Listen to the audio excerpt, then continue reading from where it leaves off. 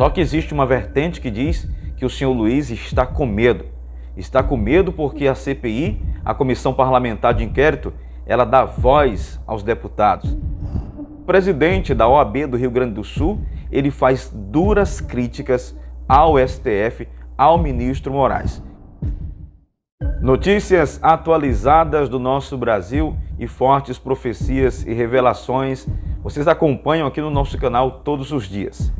Eu quero cumprimentar você na paz do Senhor Jesus e dizer que o vídeo de hoje está muito forte. Pessoal, o presidente eleito, o senhor Luiz, ele não quer mais a instauração da CPI das invasões.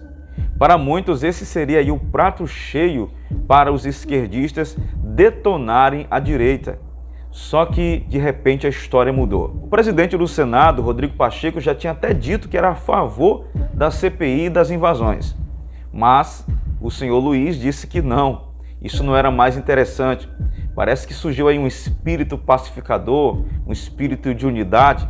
Só que existe uma vertente que diz que o senhor Luiz está com medo. Está com medo porque a CPI, a Comissão Parlamentar de Inquérito, ela dá voz aos deputados.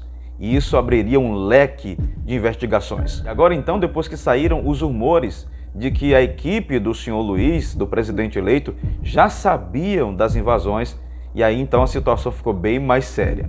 Eu peço desde já que você coloque a sua opinião nos comentários. Eu vou trazer para vocês o comentário do repórter e comentarista Alexandre Garcia falando sobre esse assunto.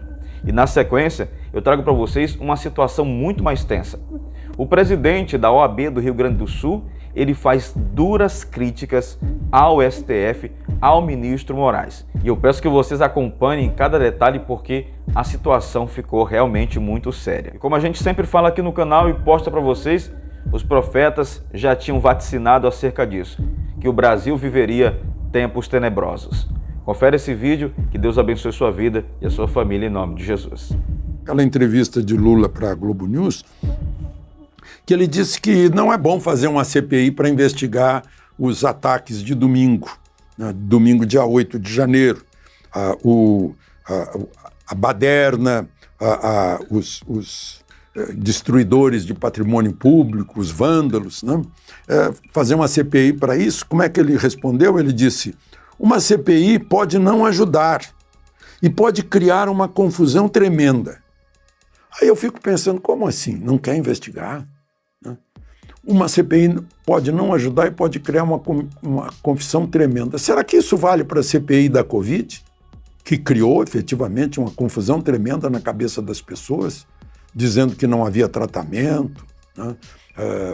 Enfim, todos aquelas coisas que estavam muito além do que a medicina apurava no chão, né?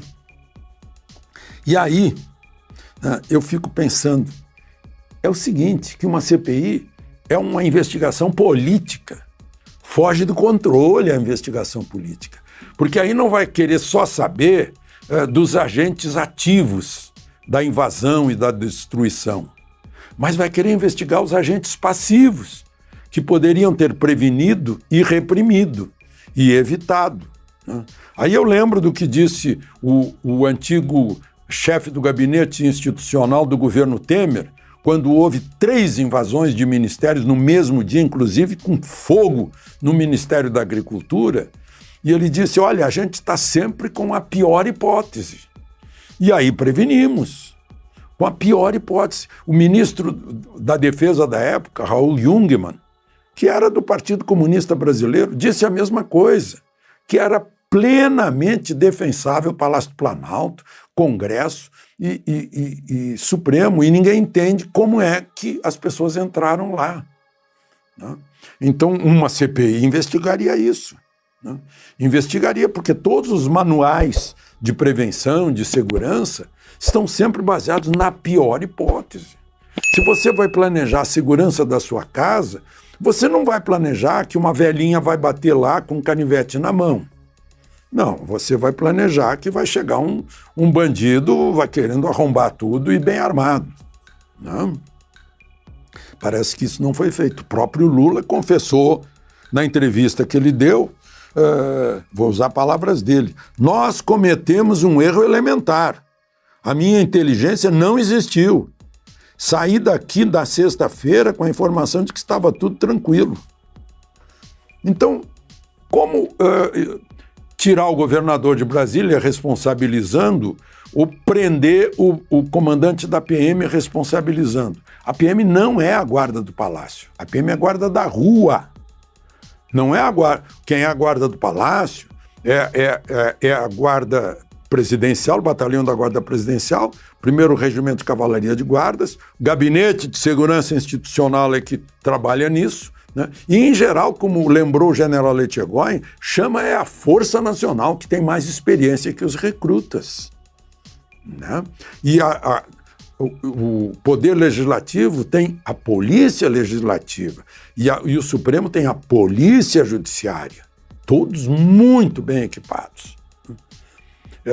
Talvez por isso que não queiram uma investigação política para apurar as responsabilidades, né, dos dois lados, a responsabilidade política também de ter permitido essa balbúrdia, essa coisa horrorosa para a democracia, que foi a invasão da sede dos três poderes com destruições lá dentro de bárbaros, por parte de vândalos. Vivemos um grave e delicado momento no país e por isso precisamos afirmar: 1. A democracia é valor inegociável e sua defesa é uma obrigação de todos os brasileiros. Não há outro caminho para o país ter prosperidade, desenvolvimento e paz que não seja por meio da democracia. 2. Os atos ocorridos em Brasília no dia 8 de janeiro de 2023 devem ser fortemente repudiados, pois caracterizam-se como prática criminosa e atentatória à democracia e ao Estado de Direito, devendo recair sobre aqueles que organizaram e participaram da prática de crimes naquele dia a devida responsabilização na forma da lei, assegurado o devido processo legal. 3.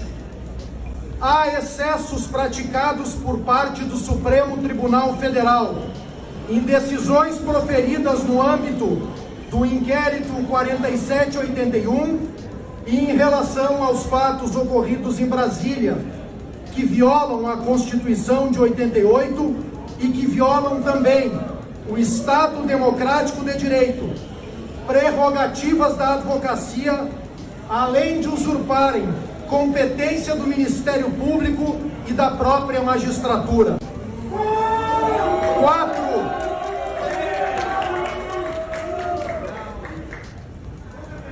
4. As eleições foram concluídas e qualquer questionamento deve ser feito na forma legal, pelos meios cabíveis e de maneira institucional. Iniciativas de golpismo devem ser condenadas, repudiadas e punidas, pois atentatórias ao Estado de Direito e caracterizada pela lei penal brasileira como crime.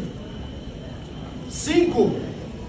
Aqueles que possuem como missão a promoção da paz social e a garantia do cumprimento da Constituição, como o Supremo Tribunal Federal, não podem ser fonte de desequilíbrio institucional e do acirramento social, bem como não podem proferir decisões que ferem o devido processo legal e, portanto, o Estado Democrático de Direito.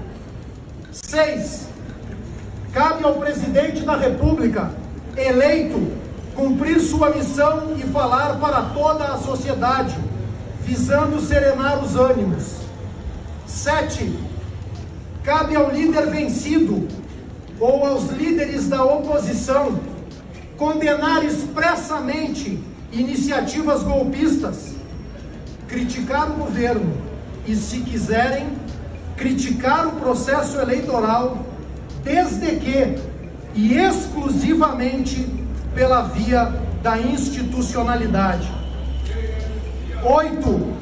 Cabe ao Supremo Tribunal Federal respeitar a Constituição, o devido processo legal e a lei orgânica da magistratura, fazendo com que instâncias competentes processem e julguem atos criminosos que estejam ocorrendo no país, extinguindo juízo universal criado pelo ministro Alexandre de Moraes, bem como se resguardar da exposição pública e midiática incompatível com a LOMAN. 9. Cabe ao Congresso Nacional, por meio de seus integrantes, pelos seus presidentes, exercer a fiscalização dos demais poderes, cumprir suas funções imediatamente e agir pela retomada da civilidade, colocando freio em violações ao Estado Democrático de Direito, venham de onde vierem. Repito, venham de onde vierem. 10. É grave e preocupante a restrição à liberdade da imprensa e de expressão no país, desde que tal liberdade respeite o limite da não realização de crimes por meio de redes sociais ou veículos de comunicação, por tratar-se a liberdade de expressão, nas palavras de Ulisses Guimarães, a rainha das liberdades e pilar do Estado de Direito. 11. Sempre defendemos as liberdades e garantias individuais, não importando o lado ideológico e o momento histórico dos fatos. Não podemos defender liberdades individuais e direitos fundamentais de forma seletiva e conforme nossas crenças ideológicas. 12. E concluo. O Supremo Tribunal Federal, as demais autoridades da República, os líderes da oposição e toda a sociedade civil organizada devem mudar a forma de agir, primando pelo equilíbrio, racionalidade, legalidade, ponderação e serenidade, com vistas à manutenção da democracia e do Estado de Direito. Se não houver esta mudança, a democracia estará em risco.